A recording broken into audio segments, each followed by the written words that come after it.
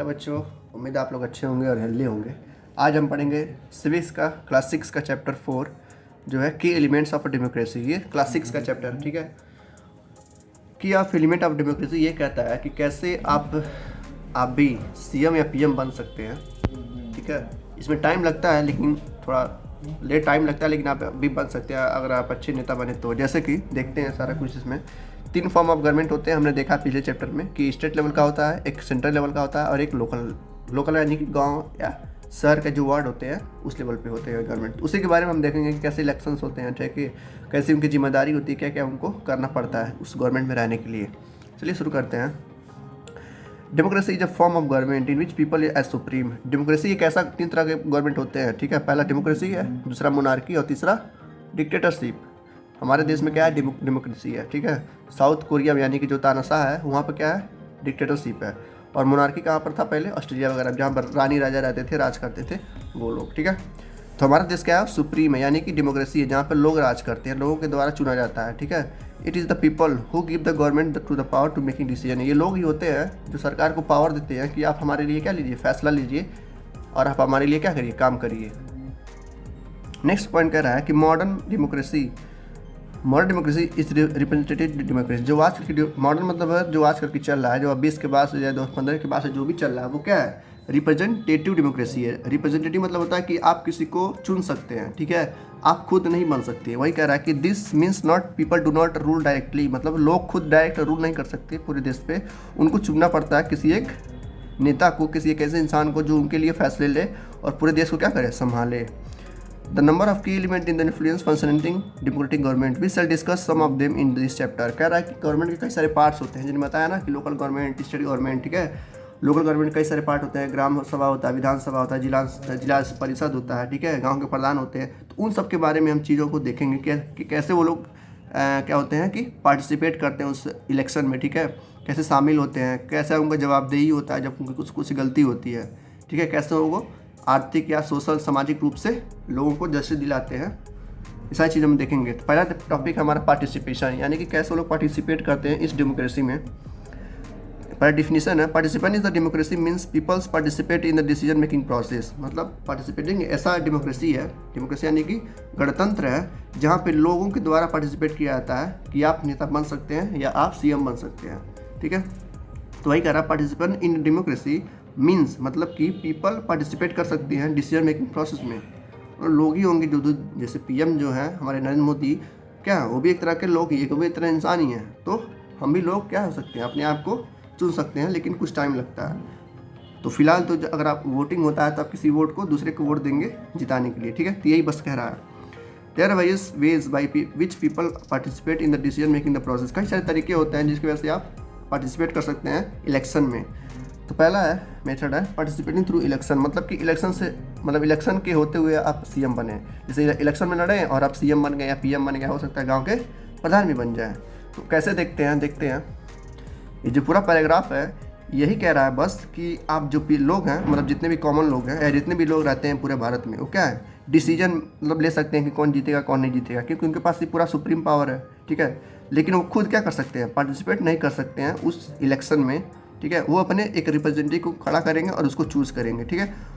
जब वो जीतेगा, मतलब जिसको आपने वोट दिया है, अगर इलेक्शन में वो जीत गया तो उसको आप पूरा पावर दे रहे हैं 5 साल के लिए कि आप हमारे लिए क्या करिए, काम करिए, ठीक है। तो ये सारी चीज़ें वो ध्यान में रख कर क्या करेगा, वो आपके लिए काम करेगा, आपके लिए डिसीजन लेगा, आपके लिए नए नए लॉ कानून लाएगा, आपके लिए कुछ प्रोग्राम लाएगा, ठीक है। तो यही कह रहा है पार्टिसिपेंट थ्रू इलेक्शन में। People participate in this decision making process. इस तरीके से लोग क्या कर सकते हैं, पार्टिसिपेट कर सकते हैं इलेक्शन में, ठीक है। नेक्स्ट कह रहा है a democratic government is elected in a fixed period of time. मतलब जो डेमोक्रेटिक गवर्नमेंट होती है उनका एक फिक्स टाइम होता है। फिक्स टाइम क्या होता है, 5 साल, ठीक है। चाहे सेंट्रल गवर्नमेंट हो, ठीक है, चाहे स्टेट गवर्नमेंट हो और चाहे लोकल गवर्नमेंट हो, यानी कि जो प्रधान है, सीएम है और पीएम है, वो 5 साल के तक ही हैं। अगर आप चाहते हैं जैसे काम किए, अच्छे काम किए हैं, तो अगर लोग खुश हैं तो उनको दोबारा पीएम या सीएम या प्रधान बनाएंगे। अगर लोग नहीं सेटिस्फाइड है, नहीं खुश हैं, तो किसी और को बना देंगे, ठीक है। ये जो दूसरा पैराग्राफ है इसमें ये कहता है कि भारत में ये जो पीरियड है 5 साल का है। भारत में क्या और भी जगह देखेंगे, चाहे अमेरिका हो चाहे ऑस्ट्रेलिया हो, ये भी 5 साल का ही रहता है। मतलब उन्हीं लोगों से लिया गया है। जिसमें होता क्या है, अगर आपको जैसे पहले राहुल गांधी के जो कांग्रेस पार्टी है, ठीक है, जहाँ जिसमें मनमोहन सिंह थे, तो उनको लोग पीएम बनाए थे।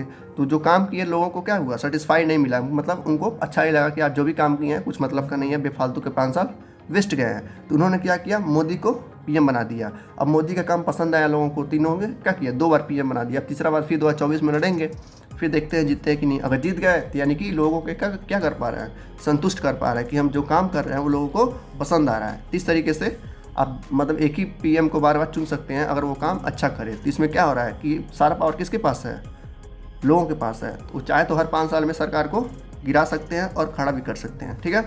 ये कह रहा है participation through election. Next topic है other way of participation. Election के अलावा कौन सा मतलब तरीका हो सकता है जिसमें आप राजनीति में जा सकते हैं। जैसे कि देखते हैं, तो ये पहला तरीका था पार्टिसिपेशन थ्रू इलेक्शन में। इससे आप मतलब अपने प्रतिनिधि को यानी कि पीएम या सीएम या प्रधान को चुन सकते हैं। दूसरा तरीका क्या है, मतलब चुनने का या हटाने का। कह रहा है जैसे क्या हुआ कि आपने वोट दिया, ठीक है, और वो पार्टिसिपेट होकर गवर्नेंस चलाने लगे, मतलब जो इससे आप वोट दिए मोदी को तीसरी बार और वो जीत गया तीसरे बार भी, ठीक है। तो लोग क्या किए, पार्टिसिपेट किए, मतलब उनको जब फिर जीत गए वो, तो उनको मतलब काम करने के लिए अब उनको इंटरेस्ट नहीं रहा, मतलब वो नहीं चाहते कि अब मैं काम करूं, मतलब बस एंजॉय करना चाहते हैं। अगर मतलब ऐसा नहीं होगा, लेकिन अगर ऐसा हो तो क्या होगा, जो लोग होंगे वहाँ के, मतलब जो इंडिया के लोग होंगे क्या करेंगे, उनको क्रिटिसाइज़ करें। क्रिटिसाइज मतलब कि उनको ताना मारेंगे कि आप काम नहीं कर रहे हैं, ठीक है, आप काम करिए हमारे लिए, हम ही लोग आपको चुने हैं, हमें लिए मतलब हमारे लिए काम करने के लिए, ठीक है। फिर भी वो अगर नहीं करते हैं तो लोग क्या कर सकते, अपने व्यूज़ को एक्सप्रेस कर सकते हैं मीडिया के जरिए या मैगजीन्स के जरिए, टीवी या रेडियो के जरिए, या लोग क्या कर सकते हैं, धरना दे सकते हैं कि ठीक है आप काम करिए, आप काम नहीं कर रहे हैं, हमने आपको पीएम बनाया है। रैलीज निकाल सकते हैं, देखते हैं कैसे रैलीज निकालते हैं, ठीक है। प्रोटेस्ट कर सकते हैं, यानी कि दंगे मार्च कर सकते हैं सिग्नेचर करके, जिसे सिंह का पियन होता है, एक पन्ना होता है, उस पर बड़े बड़े लोग क्या होते हैं, सिग्नेचर करते हैं कि आप अपने पद से रिज़ाइन दीजिए, आप हटिए उस पद से, कोई और बैठेगा। स्ट्राइक कर सकते हैं, मतलब स्ट्राइक मतलब कि आंदोलन कर सकते हैं कि हम लोग खाना नहीं खाएंगे, हम लोग बिजली नहीं देंगे। जैसे अभी हुआ था, कई सारे शहरों में बिजली नहीं थी, तो वो क्या था, एक तरह से पार्टिसिपेशन था सरकार के खिलाफ। ये सब चीज़ें हैं जिसकी वजह से क्या हो सकता है, पीपल लोग मतलब कॉमन लोग उस सरकार को हटा भी सकते हैं और गिरा भी सकते हैं। People also make use of media to voice their grievance, यानी कि अपनी शिकायत को दर्ज करने के लिए वो मीडिया, यानी कि मतलब जो टीवी वगैरह न्यूज़ एंकर होते हैं, न्यूज़ वाले होते हैं, उनसे भी वो अपने बात को मनवा सकते हैं। तो इस तरीके से लोग जो है पार्टिसिपेट कर सकते हैं इलेक्शन में। हो सकता है कि जैसे मोदी जी हट जाए, ठीक है, काम ना कर रहे हो, ठीक है, और ये जो धरना रैली वगैरह दे के कोई और आए, जैसे केजरीवाल आए और उनको हटा दिए, तो केजरीवाल क्या हो जाएंगे, नए पीएम बन जाएंगे एक ही साल में। तो ये 5 साल का गैप खत्म हो जाएगा। क्यों खत्म हो जाएगा, क्योंकि मोदी जी काम नहीं कर रहे थे। तो ऐसा नहीं मतलब होता है या नहीं होता, वो तो बात की बात है, लेकिन एक तरह का एग्जाम्पल मैंने दिया है। तो इस तरीके से कॉमन लोग अपने बात को रख सकते हैं और जीते हुए पीएम को भी क्या कर सकते हैं, हटा सकते हैं। तो सारा पावर किसके हाथ में हुआ, कॉमन पीपल के, तो वही लोग सुप्रीम होते हैं इसमें। देखते हैं नेक्स्ट पॉइंट। देखिए अब साफ लिखा है, आप चाहें तो न्यूज़पेपर पे भी, मैगजीन्स पे भी, टीवी, रेडियो, कंप्यूटर एक्सेट्रा पे आप एक इंपॉर्टेंट रोल निभा सकते हैं, डिस्कस करके गवर्नमेंट के इश्यूज़ को, कि गवर्नमेंट ये काम नहीं कर रही है और ये रिस्पॉन्सिबिलिटी मतलब कि जिम्मेदारी नहीं ले रही है। जैसे कई मान लीजिए हमला हुआ, ठीक है, पाकिस्तान वाले हमला कर दिए और इधर से जवाबी हमला में कुछ नहीं हुआ, ठीक है, मोदी जी चुप रहे हैं, ऐसा कभी हो सकता है, नहीं हो सकता। लेकिन अगर हुआ तो क्या करेंगे लोग, जब कॉमन लोग हो तो गुस्सा होंगे ही, और इसी वजह से उनको हटा भी सकते हैं। किस तरीके से हटाएंगे, रैली निकालेंगे, सिग्नेचर कैंपेन करेंगे, स्ट्राइक करेंगे, आंदोलन करेंगे कि आप अपने पद से रिजाइन दीजिए, हम दूसरे पीएम को वहाँ पर बैठाएंगे, और वो हमारे लिए हो सकता है वो पाकिस्तान को जवाबी कार्रवाई दें, ठीक है। इस तरीके से मतलब होता है। They provide information about national and international. ये इन्फॉर्मेशन अगर कोई नहीं सुनना है तो लोग चाहे तो इंटरनेशनल से भी मदद ले सकते हैं, मतलब दूसरे देश से भी मदद ले सकते हैं, ठीक है। इस तरीके से they are also very helpful in creating public opinion. इस तरीके से पब्लिक ओपिनियन काफ़ी इंपॉर्टेंट हो जाता है किसमें, डेमोक्रेसी में, ठीक है। नेक्स्ट पॉइंट देखते हैं। ये जो पैराग्राफ है ये कह रहा है कि पब्लिक ओपिनियन जो होता है काफ़ी ज़्यादा इंपॉर्टेंट होता है। जिससे क्या हुआ कि मान लो छोटा कोई मुद्दा है, जैसे यहाँ पर एग्जाम्पल दिया है गैस का, कि कैसे पिछले मतलब महीनों में, पिछले साल में सरकार ने क्या किया था, एलपीजी गैस का और सीएनजी गैस का, जो कि खाना बनाने के लिए काम होता है, और सीएनजी टेम्पो वगैरह में चलाने के लिए काम होता है, सरकार ने इसकी प्राइस को क्या किया था, बढ़ा दिया था, ठीक है। बढ़ाने की वजह से जो लोग थे काफ़ी मतलब स्ट्राइक कर रहे थे, पीपल एक्सप्रेस देयर डिसअप्रूवल, मतलब सरकार के खिलाफ लड़ रहे थे कि आप ऐसा नहीं कर सकते, आप हमारे लिए कुछ इसको मतलब इसको डाउन करिए, इसका रेट डाउन करिए। तो उन्होंने क्या किया, रैलीज निकाली उस मतलब सरकार गवर्नमेंट के खिलाफ कि आप इसका रेट जो है, यानी कि जो इसका प्राइस है वो कम करिए, ठीक है। रैलीज निकाली उन्होंने, सिग्नेचर कैंपेन किया, काफ़ी सारे आंदोलन किए। तो गवर्नमेंट ने पहले में क्या किया, उसको डिफाइन मतलब डिनाई कर दिया कि आप मतलब ऐसा नहीं करिए, ये हम आप ही के लिए कर रहे हैं, अपने इकोनॉमिक के लिए कर रहे हैं। लेकिन लोग ये मानने वाले नहीं थे, इन्होंने और ज़्यादा इसको बढ़ा दिया, मतलब कि और ज़्यादा कैंपेन करने लगे और ज़्यादा स्ट्राइक करने लगे, जिसकी वजह से बाद में गवर्नमेंट को आखिर मानना पड़ा और बाद में इसको finally reduce to it nominal price, यानी कि मतलब उसको असली प्राइस में बेचना पड़ा उस गैस यानी सिलेंडर को, ठीक है, या एलपीजी को। इस तरीके से जो गवर्नमेंट होता है अपने डिसीजन भी चेंज कर सकता है। जैसे क्या हुआ कि गवर्नमेंट जब डिसीजन लेता है वो भी चेंज हो सकता है। कब? जब पीपल एक साथ मिलकर, जब लोग एक साथ मिलकर क्या करें, उसके खिलाफ बोले, आवाज़ उठाएं, ठीक है। तो ये होता है पब्लिक का पावर।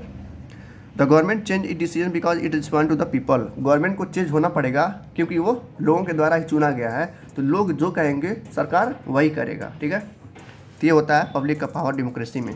नेक्स्ट पैराग्राफ देखते हैं।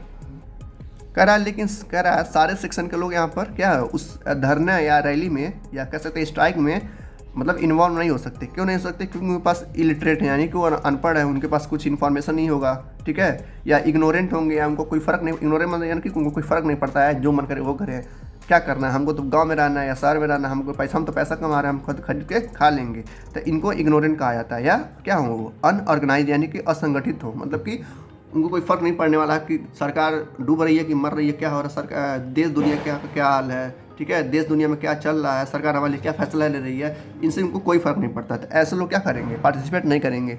लेकिन काफ़ी लोग, मतलब अगर इंडिया में 100 लोग हैं तो 100 लोग में से 95% लोग क्या होते हैं, जागरूक होते हैं, ठीक है। उनको पता होता है कि गवर्नमेंट हमारे लिए क्या कर रही है, क्या नहीं कर रही है, ठीक है। तो ये कह रहा है कि जैसे कुछ लोग होते हैं जो मतलब उनको फ़र्क नहीं पड़ता, जैसे कि इलिटरेट होते हैं, मतलब कि इलिटरेट यानी कि अनपढ़ लोग होते हैं, जिसको फ़र्क नहीं पड़ता कि गवर्नमेंट क्या कर रही है क्या नहीं कर रही है। इग्नोरेंट होते हैं और अनऑर्गेनाइज्ड होते हैं, ठीक है। तो ये लोग कुछ हो गए जो क्या करते हैं, उस रैली में पार्टिसिपेट नहीं करते हैं, बल्कि पार्टिसिपेट सबको करना चाहिए, क्योंकि ये हम ही लोग अपने लिए रैली कर रहे हैं। नेक्स्ट पॉइंट कह रहा है यहाँ पर कि वोमेन यानी कि औरतें, दलित यानी कि लोअर कास्ट के लोग, और आदिवासी मतलब कि जो ट्राइबल लोग हैं जो जंगलों में रहते हैं, और मिनॉरिटी लोग यानी कि एसटी कम्युनिटी भी क्या कर सकता है, पार्टिसिपेट कर सकता है इस प्रोसेस में, क्या करके एक ऑर्गेनाइज करके अपने खुद को, जैसे मान लो वोमेन है, वोमेन के साथ कुछ अन्याय हो रहा है तो उसको वो लोग क्या कर सकती हैं, सही करवाना चाहती हैं। सारी औरतें मिल के क्या करेंगी, एक दंगा करेंगी, एक स्ट्राइक करेंगे। जैसे इसमें कई सारी औरतें हैं कुछ हक के लिए अपने मतलब कि अपने हक के लिए लड़ रही हैं, तो ऐसा हो सकता है कि जिससे लड़कियों के लिए एक तरह से नया रूल आएगा, नया रेगुलेशन आएगा, नया कानून आएंगे, तो कोई भी हो चाहे तो अपने मतलब संघ को लेकर आप सरकार के खिलाफ लड़ सकते हैं। तो वही कह रहा है कि चाहे वोमेन हो, चाहे दलित हो, या आदिवासी हो, या चाहे माइनॉरिटी कम्युनिटी क्यों ना हो, वो चाहे तो पार्टिसिपेट कर सकते हैं इस प्रोसेस में, क्या करके, अपने आप को एक ऑर्गेनाइज करके, यानी कि कुछ लोगों को साथ लेकर। अकेले करेंगे किसी को फ़र्क नहीं पड़ेगा, बस आपके साथ क्या हो, 100-200 लोग या 1000 लोग हों तो काफ़ी गवर्नमेंट को फ़र्क पड़ेगा। Organize themselves in the social movement that keep vigil in the government and its functioning, ताकि उसके मतलब गवर्नमेंट तक न्यूज़ पहुँचे कि ये जो 200 औरतें हैं वो अपने हक के लिए लड़ रही हैं और गवर्नमेंट तक ये न्यूज़ जाए, ठीक है। तो मतलब 100 से 200 लोग होने चाहिए उस मोर्चे में, यानी कि उस स्ट्राइक यानी कि उस कैंपेन में अपनी बात को रखने के लिए, ताकि गवर्नमेंट उस पर क्या करे, फंक्शन यानी कि कार्य कर सके। तो ऐसा भी हो सकता है। यहाँ पे एक पॉइंट लिखा है, काफ़ी अच्छा पॉइंट है। कह रहा है कि डेमोक्रेसी क्या होता है, एक धारणा होती है। ऐसा नहीं है कि डेमोक्रेसी में कोई भी राज कर सकता है, लोगों के द्वारा ही राज किया जाता है, लोगों को लोग पावर देते हैं। कह रहा है कि जो डेमोक्रेसी और खूबसूरत हो जाएगी, कब खूबसूरत हो जाएगी, जब लोग क्या हो जाएंगे, अलर्ट हो जाएंगे कि गवर्नमेंट क्या कर रहा है, ठीक है, उसके पीछे लोग जब पड़ेंगे। और विजिलेंट यानी कि विजिलेंट सिटीजन, यानी कि जो सिटीजन होंगे यहाँ के, यानी कि जो उस देश के लोग होंगे जहाँ पर डेमोक्रेसी है, क्या होंगे, जागरूक हों, तो क्या होगा, डेमोक्रेसी और ज़्यादा सुधर जाएगी, इम्प्रूव हो जाएगी, ठीक है। तो डेमोक्रेसी और ज़्यादा सुधारने के लिए हमको और ज़्यादा क्या होना, जागरूक होना पड़ेगा। जो गवर्नमेंट हमारी, जिसको हम पीएम या सीएम बनाया है, जिसको प्रधान बनाया है अपने गांव का, वो कितना काम कर रहा है हमारे लिए, ठीक है। तो डेमोक्रेसी को सुधारने के लिए अलर्ट और विजिलेंट होना ज़रूरी है, ठीक है। नेक्स्ट होता है अकाउंटेबिलिटी, यानी कि होता है जवाबदेही। जिससे सरकार से कोई अगर गलती हो जाता है तो उसको पब्लिक को जवाब देना पड़ता है। जो नहीं होता है कि कई बार कांग्रेस से या बीजेपी से कुछ गलती हो जाती है तो लोग मानते हैं कि हाँ मैंने गलती की है, ये मेरा मतलब, जैसे क्या होता है कि कई सारे जो मंत्री होते हैं बीजेपी या कांग्रेस के, वो कुछ गलत काम कर देते हैं, यानी कि मर्डर वगैरह, रेप वगैरह कर देते हैं। तो जब पुलिस वगैरह को पता चलता है तो उस पार्टी को उसको निकाल देते हैं। जैसे कांग्रेस का है तो कांग्रेस से पार्टी से निकाल देंगे, बीजेपी का रहेगा तो बीजेपी पार्टी से निकाल देंगे और उसको जेल में बंद कर देते हैं।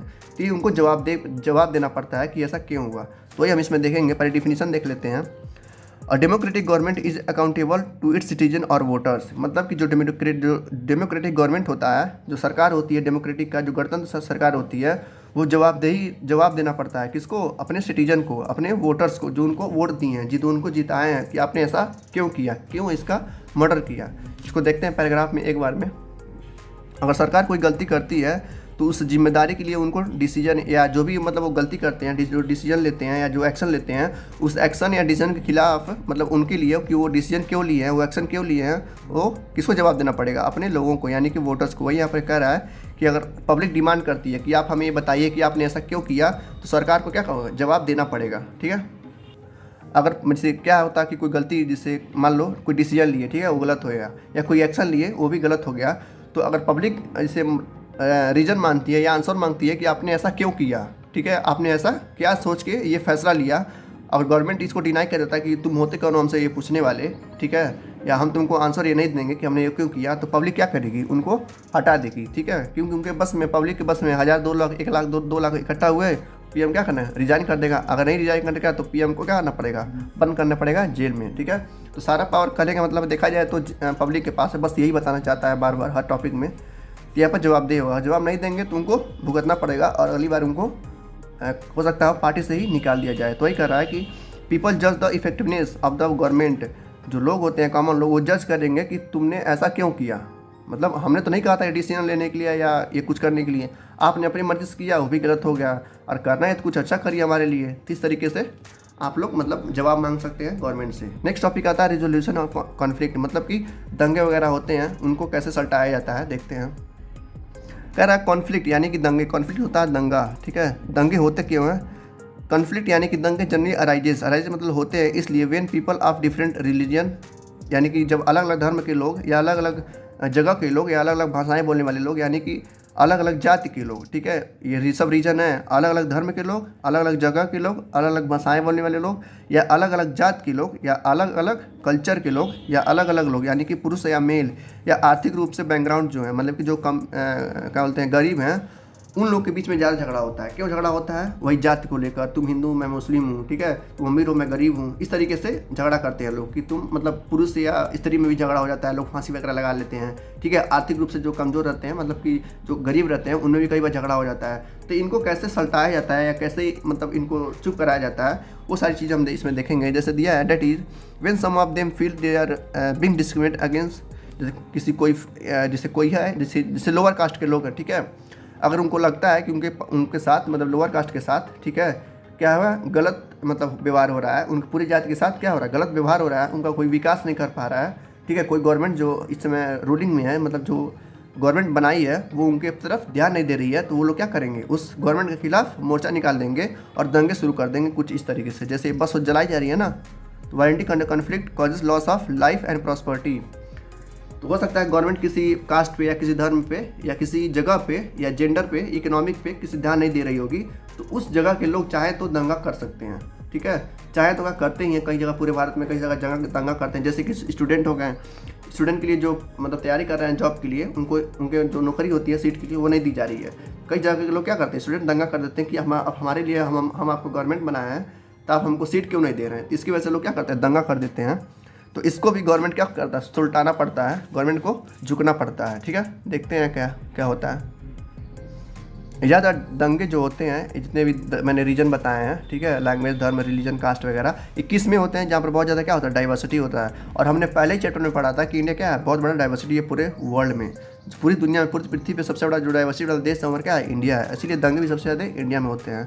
कह रहे हैं जो कुछ दंगे हैं, कुछ कॉन्फ्लिक्ट हैं जो कि इस तरह से हैं, जो कि रिलीजियस प्रोसेसन, यानी कि जो धार्मिक रूप से दंगे जो होते हैं उनको हम देखेंगे। तो पहला यही है, क्या है नाम है, रिलीजियस, यानी कि धर्म के जो नाम पे दंगे होते हैं, देखते हैं। कह रहा धर्म के नाम पे भी झगड़े होते हैं, यानी कि कॉन्फ्लिक्ट होते हैं। कैसे होते हैं, स्पेशली यानी कि जब तब होता है जब रूट क्या होता है, यानी कि रास्ता जो होता है धर्म का, जुलूस में बदल जाता है। और जुलूस के जो स्लोगन होती हैं, नहीं होता है कभी कभार कुछ लोग होते हैं जो स्लोगन बोलते हैं, यानी कहते हैं कि जय माता दी बोलते हैं, उसी में ये तो ठीक है, लेकिन उसी में कुछ लोग और बोलते हैं दूसरे धर्म के खिलाफ। तो जो अलग दो धर्म जिसके खिलाफ वो बोल रहे हैं, उस धर्म के लोग क्या होते हैं, उनको बुरा फील होता है, जिसकी वजह से वो भी लोग उस धर्म के खिलाफ बोलने लगते हैं, ये धर्म इसके खिलाफ बोलेगा, ये धर्म इसके खिलाफ बोलना, जिसकी वजह से क्या होता है धीरे धीरे धीरे धीरे झगड़ा हो जाता है और बहुत बड़ा एक कॉन्फ्लिक्ट यानी कि दंगे हो जाते हैं उसी धर्म को लेकर। तो यही कह रहा है पहला topic, reverse water and dam also create conflict, यानी कि जो नदियाँ होती हैं, यानी कि जो पानी होता है, डैम्स होते हैं, उनकी वजह से भी दंगे हो जाते हैं। ये दंगे कैसे होते हैं बिटवीन इंडिया, मतलब कि ये दंगे स्टेट में होते हैं। जैसे क्या होता है कभी कभार जो नदियाँ होती हैं वो एक राज्य से दूसरे राज्य में आती हैं। जैसे ये गंगा है ना, गंगा उत्तराखंड से शुरू हुई और कहाँ पे जाती है, उत्तर प्रदेश से होते हुए बिहार होते हुए कहाँ से, व्या बंगाल में, तो 2-3 राज्य में आई है। उसके लिए भी झगड़ा होता है कि ये नदी हमारी राज्य से गई है, इसका पूरा फ़ायदा हम उठाएंगे, तो इसकी वजह से राज्य में भी झगड़ा हो जाता है। तो ये सारे रीजन्स हैं जो मैंने बताए हैं। अगर पूछेगा कि रीजन या रिजोल्यूशन ऑफ कॉन्फ्लिक्ट यानी कि दंगे के रीजन क्या है, क्यों दंगा होता है, तो इसी की वजह से ये जरूर लिखिएगा। पहला होता है रीजन यानी कि जगह की वजह से, या तो धर्म की वजह से, या तो भाषा की वजह से, या तो जात की वजह से, या तो संस्कृति, जेंडर, इकोनॉमिक, इन सब चीज़ों की वजह से दंगा होता है। ठीक है, नेक्स्ट टॉपिक है तो जैसे नदी है, यहाँ पर एक एग्जांपल दिया गया है, मैंने एग्जांपल दिया गंगा का, इसमें क्या दिया है कावेरी का। तो आप भी कोई एग्जांपल ले सकते हैं जो ऐसी नदी हो जो अलग अलग राज्य से बहती हो। जैसे यहाँ पर कावेरी है, ठीक है, ये कहाँ पर है, बिटवीन कर्नाटका एंड तमिलनाडु, यानी कि जैसे ये इंडिया है, ठीक है, ये कर्नाटका है और ये तमिलनाडु है। तो यहाँ से जो नदी यहाँ पर आती है, इसकी वजह से राज्य में, मतलब कर्नाटका और तमिलनाडु में भी झगड़े होते रहते हैं, कॉन्फ्लिक्ट होते रहते हैं। जैसे कि एग्जाम्पल है कावेरी वाटर डिस्प्यूट, यानी कि बहती है कर्नाटका से कहाँ तक, तमिलनाडु की तरफ। फिर कृष्णा नदी है, ये तो हो गया पहला नदी है, कावेरी नदी। यहाँ पर देखिए कई सारे एग्जाम्पल दिए हैं। कावेरी नदी कहाँ से कहाँ तक बढ़ती है, कर्नाटका से तमिलनाडु, ठीक है। इसमें भी झगड़ा होता है डैम्स को लेकर कि हम डैम बनाएंगे, तो तमिलनाडु कहता नहीं हम डैम बनाएंगे, ठीक है, डैम यानी कि जो बिजली पैदा करता है। फिर कह रहा है कृष्णा रिवर, वहीं पर है साउथ में भी, ये वाटर डिस्प्यूट करता है आंध्र प्रदेश से लेकर कर्नाटका तक, ये दूसरी नदी है, ठीक है। फिर कहता है रवि ब्यास, ये नॉर्थ में है, मतलब कि जहाँ पर सिंधु नदी, जहाँ हमने पढ़ा हिस्ट्री में भी, रवि ब्यास है, वाटर डिस्प्यूट करती है पंजाब से हरियाणा तक, तो यहाँ भी झगड़ा होता है। ये तीसरी नदी हो गई, ठीक है। राजस्थान में भी एक नदी, मतलब राजस्थान से होते हुए नदी आती है रवि ब्यास। तो तीनों राज्य में क्या होता है, कॉन्फ्लिक्ट होते रहते हैं इस नदी को लेकर, ठीक है। इस तरीके से नदी को लेकर भी झगड़ा होते हैं। नेक्स्ट टॉपिक कह रहा है, तो जब ये सब दंगे होते हैं, जब स्टेट लेवल पे दंगे होते हैं, तो जो सेंट्रल गवर्नमेंट होती है वो इसमें हस्तक्षेप करती है, मतलब कि वो सुलटाती है कि आप जब भी बना दीजिए डैम, और ये भी लोग डैम बना दें, थोड़ा दूर बनाइएगा, जैसे जहाँ पे नदी बनी है, स्टार्ट हुई है बना, आप वहाँ पर बना लीजिए, और जहाँ पे ख़त्म हो रही है आप वहाँ पर बना लीजिए। इस तरीके से जो सेंट्रल गवर्नमेंट होती है स्टेट गवर्नमेंट को सुलटाती है। कह रहा है कभी कभी क्या होता है कि धर्म को लेकर, मतलब बहुत ज़्यादा झगड़े हो जाते हैं। जैसे जब इंदिरा गांधी थी तो उस समय में धर्म को, हिंदू मुस्लिम को लेकर काफ़ी ज़्यादा दंगे हुए थे। तो उसका एक मैंने एग्जांपल ले रहा हूँ आपके पास। कह रहा है कि अगर धर्म के दंगे होते हैं, यानी कि रिलीजियस डिस्प्यूट होता है, तो पहले जो पुलिस होगी वो क्या करेगी, उस दंगे को कोशिश करेगी कि शांत करने के लिए, ठीक है, शांत करेगी। और उसमें जो मेन लीडर होगा, जो दंगे को बढ़ावा दे रहा होगा, उसको वो सवाल पूछेगी, अगर वो पकड़ा गया तो, ठीक है, तो सवाल पूछेगी और उसको कोर्ट में ले जाएगी। अगर वो कोर्ट में गया तो फाइनल जजमेंट क्या होगा, कोर्ट का होगा, ठीक है। तो हाई कोर्ट में या सुप्रीम कोर्ट में अगर कोई जाता है धर्म को लेकर, तो जो जजमेंट सुनाया जाएगा, जो फैसला सुनाया जाएगा, उसको उस लीडर को वो मानना पड़ेगा। जैसे एग्जांपल है यहाँ पर राम जन्मभूमि और बाबरी मस्जिद, जो अयोध्या में या जो यूपी में एक झगड़ा हुआ था काफ़ी पहले, मतलब लगभग 50-60 साल 100 साल पहले, इसी के लिए हुआ था। जो हिंदू वाले थे वो कहते थे कि यहाँ राम का जन्म हुआ है, और जो मुस्लिम वाले थे वो कहते थे कि बाबरी मस्जिद यहाँ पर था। इसके वजह से काफ़ी लोग मतलब आपस में लड़े थे, काफ़ी मतलब जाने गई थी, लाखों लोग मरे थे, ठीक है। तो यहाँ बाद में जब ये काफ़ी ज़्यादा बढ़ गया तो कोर्ट में फैसला चला गया। तो कोर्ट ने, इलाहाबाद कोर्ट का, वहाँ इलाहाबाद कोर्ट है, हाई कोर्ट है, तो उसने जजमेंट सुनाया था, ठीक है। तो क्या सुनाया था वो तो उस समय की बात है। अब जिसका जजमेंट आया सुप्रीम कोर्ट से कि हिंदू है, मैं कहता हूँ कि हिंदू मुस्लिम छोड़ो, वहाँ पर उससे बढ़िया अनाथालय बना दिए होते या बहुत बड़ा हॉस्पिटल बना दिए होते गवर्नमेंट वाला, जिसको सबको काम आता। हिंदू भी उसमें जाते, मुस्लिम भी जाते, लोअर कास्ट के भी लोग जाते, अपर कास्ट के भी लोग जाते, ठीक है। इस तरीके से चाहे तो वहाँ पर ऐसा हो सकता था, लेकिन अब गंवार लोग, हम किसको कहा जाए कि हिंदू हिंदू चिल्लाएंगे, मुस्लिम मुस्लिम कहेंगे, हिंदू हिंदू कहेंगे, और आपस में लड़ते मरते रहेंगे। लेकिन ये नहीं कहेंगे कि हॉस्पिटल खोल दें या अनाथालय खोल दें। इस तरीके से कोई भी चीज़ कर सकते थे वो चाहे तो, कई लोग की जानें बच जाती, लेकिन ऐसा नहीं किया उन्होंने। तो ये एक तरह से डिसएडवांटेज भी है, मतलब जाति को लेकर, ठीक है। नेक्स्ट पैराग्राफ है, ये तो हो गया जाति वाला। कह रहा अब वो आते हैं, ये वाले पॉइंट है जो ये नदी वाला है। कह रहे अगर नदी वाला मामला नहीं सुलटा तब क्या होगा, तो वही सेंट्रल गवर्नमेंट आएगी और दोनों को जो दोनों राज्य होगा उन दोनों में मतलब सुलह करवाएगी। जैसे सुलह हुआ था 1990 में, किसको लेकर, कावेरी नदी को लेकर। कावेरी नदी में काफ़ी ज़्यादा मतलब दंगे हुए थे, तो 1999 में इसको सुलटाया गया था गवर्नमेंट के द्वारा।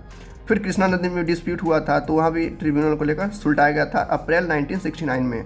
फिर गोदावरी नदी में भी दंगे हुए थे तो उसको भी सुलटाया गया था कब, 1969 में। इस तरीके से काफ़ी मतलब दिया गया जो जो रवि व्यास वो 1986 में दिया गया था। हो सकता है MCQ में आए तो आप लोग आपके बुक में दिया होगा NCERT में, उससे आप लोग जरूर देखिएगा। तो ये सारी डेट्स थी। फिर कह रहा है conflict must be resolve according to the law of land. जो कॉन्फ्लिक्ट है यानी कि जो दंगे हैं वो चाहे तो लॉ से भी यानी कि जो कानून है उससे भी सुलटाए जा सकते हैं, लेकिन कुछ लोग होते हैं जो कानून को नहीं मानते हैं तो गवर्नमेंट को आना पड़ता है बीच में। और कॉन्स्टिट्यूशन यानी कि जो संविधान है, हमारा संविधान है जो पूरे भारत का, lay down the basic rule of law that have to be followed by the everyone. हमारे संविधान में ऐसी ऐसी चीज़ें लिखी हुई हैं, अगर सब लोग उसको फॉलो करें, 150 करोड़ लोग अगर उसको फॉलो करें तो एक मर्डर तक छोड़ो, एक मक्खी भी तक नहीं मरेगी बेफालतू में, ठीक है। क्योंकि संविधान में सारे कानून वो लिखे हैं जो सारे लोगों को फॉलो करना चाहिए। उनमें हर चीज़ लिखा है कि जाति क्या है, एक तरह से मतलब इलीगल बना गया कि सारे लोग इक्वल होते हैं, कोई ऊपर नीचे नहीं है। लेकिन अभी भी लोग देखो हिंदू मुस्लिम किए हुए हैं, ठीक है। तो ये होता है, देखो यहाँ पर लिखा भी है इक्वालिटी एंड जस्टिस। ये पूरा कहानी उसी पे, इक्वालिटी पे, कि सबको क्या होना, इक्वल होना चाहिए और जस्टिस सबको मिलना चाहिए। जब सब लोग अपने आप को प्रीफर करेंगे कि हम इक्वल हैं तो जस्टिस की बात आएगी नहीं, क्योंकि सब लोग पीस में रहेंगे, शांति से रहेंगे।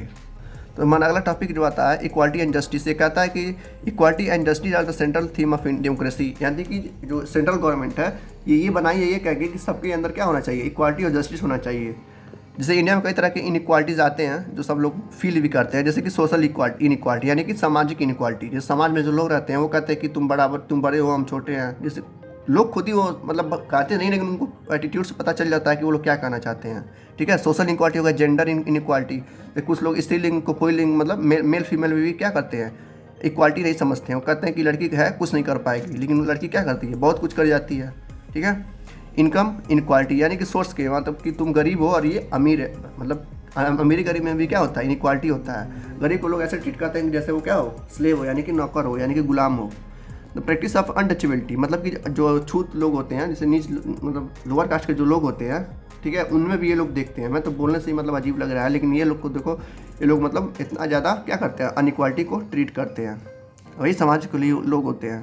Untouchables were denied education, transport, medical facility. जो अनएजुकेटेड मतलब जो लोअर कास्ट के लोग होते हैं, इन सारी चीज़ों को क्या करते हैं, मतलब दूर रह जाते हैं। लेकिन अब तो गवर्नमेंट ऐसा आ गया है कि सबको क्या कर इक्वली ट्रीट कर रहा है और सबको सब कुछ दे रहा है, खासकर लोअर कास्ट को लोगों को सब कुछ मिल रहा है फ्री में। This inequality is also not just a मतलब और government has taken various action to ensure that all people should treated equally. Some of the जैसे गवर्नमेंट हमारा इन सबको एक बराबर लाने के लिए कई सारी कोशिशें की हैं और कई सारे मतलब मेहनत भी की है इन चीज़ों को लाने के लिए, जो अब जाके कुछ सुधरा है, ठीक है। अभी बहुत कुछ ऐसा है कि मतलब झगड़े होते रहते हैं जाति को लेकर। जैसे कुछ पॉइंट है यहाँ पे देखते हैं। पहला पॉइंट कह रहा है कि गवर्नमेंट ने ऐसे लॉ बनाया है जो इन सबको, अगर कोई कहता है कि ये इनक्वालिटी है तो उसको पनिश भी किया जाएगा। जैसे यहाँ साफ से लिखा, provision for groups within the society to face inequality. जो लोग समाज में मतलब कि समाज में सोसाइटी में अगर इनक्वालिटी फेस कर रहे हैं, अगर वो लॉ को मतलब पुलिस में जाते हैं, कंप्लेन करवाते हैं किसी के खिलाफ, तो उसको पनिश भी किया जाएगा। ये गवर्नमेंट ने सीधा सीधा कहा है, ठीक है। और किसी को भी सोसाइटी में लगता है कि हमारे साथ क्या हो रहा है, अनइक्वालिटी किया जा रहा है, मतलब कि भेदभाव किया जा रहा है, तो उसको पनिश किया जाएगा जो उसके साथ कर रहा होगा। सेकेंड पॉइंट कहता है अब जो है हमारा कॉन्स्टिट्यूशन है, जो अब लोअर कास्ट के लोग होते हैं उनको भी सीट दिया गया है, कहाँ पर, लोकसभा में और राज्यसभा में, कि आप भी सीएम और पीएम बन सकते हैं। जैसे इस समय की जो पीएम प्रेसिडेंट है वो कौन है, आदिवासी है, यानी कि ट्राइबल की है वो। आपको पता होना चाहिए कौन है, इस समय कमेंट में जरूर बताइएगा। Like panchayat as well as government service, यानी कि पंचायत यानी कि गाँव में भी, स्टेट लेवल पर भी और सेंट्रल गवर्नमेंट में भी हम मतलब सीएम भी क्या होता है, एक गरीब इंसान भी सीएम बन सकता है। पहले क्या होता था कि उनको टिकट ही नहीं दी जाती थी लड़ने के लिए, कि आप गरीब हैं, आप टिकट नहीं लड़ सकते हैं। पहले के पीएम वही होते थे जो अपर कास्ट के लोग होते थे। लेकिन अब क्या होता है, ऐसा नहीं होता है कि मतलब लोअर कास्ट के लोग भी क्या होते हैं, पीएम बन सकते हैं, ठीक है।